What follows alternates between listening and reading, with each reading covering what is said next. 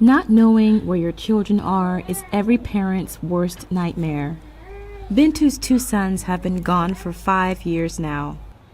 Sitting in their bedroom, she's overwhelmed with grief.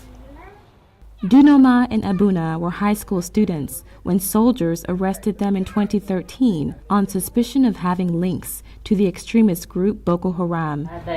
One night, soldiers came around 3 a.m., hitting our door and shouting, "Where are the boys? Where are the boys? Bring out your sons."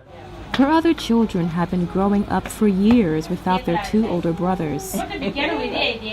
Local activist Hamsatu Alamin has been hearing stories similar to Bintu's of women whose husbands and sons have been detained for years. So she's created a network to help them.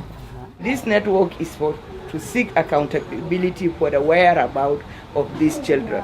As you can see the environment, this is how all members of my network are.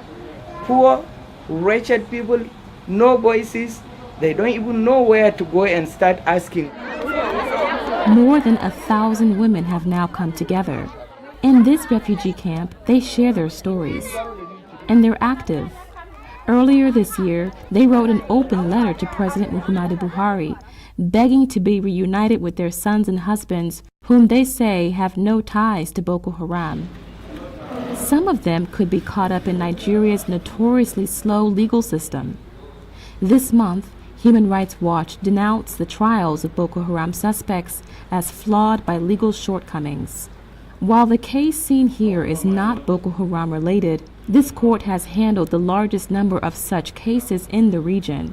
When you go through it, you realize that definitely they have a reason. They have reasons to be brought here.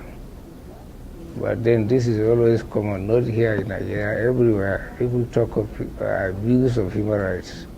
It is not the courts that are at fault. The people whose families have been torn apart by the Boko Haram insurgency don't know who is at fault. But occasionally, something special happens. This mother hasn't seen her son since he was arrested years ago on suspicion of being a Boko Haram member. He's now been cleared and released from detention. Their reunion draws attention. For Bintu, she still awaits her own reunion. Forever hopeful, she goes through their old school papers as a way to keep her memory of them alive. Chika Odua for VOA News, Maiduguri.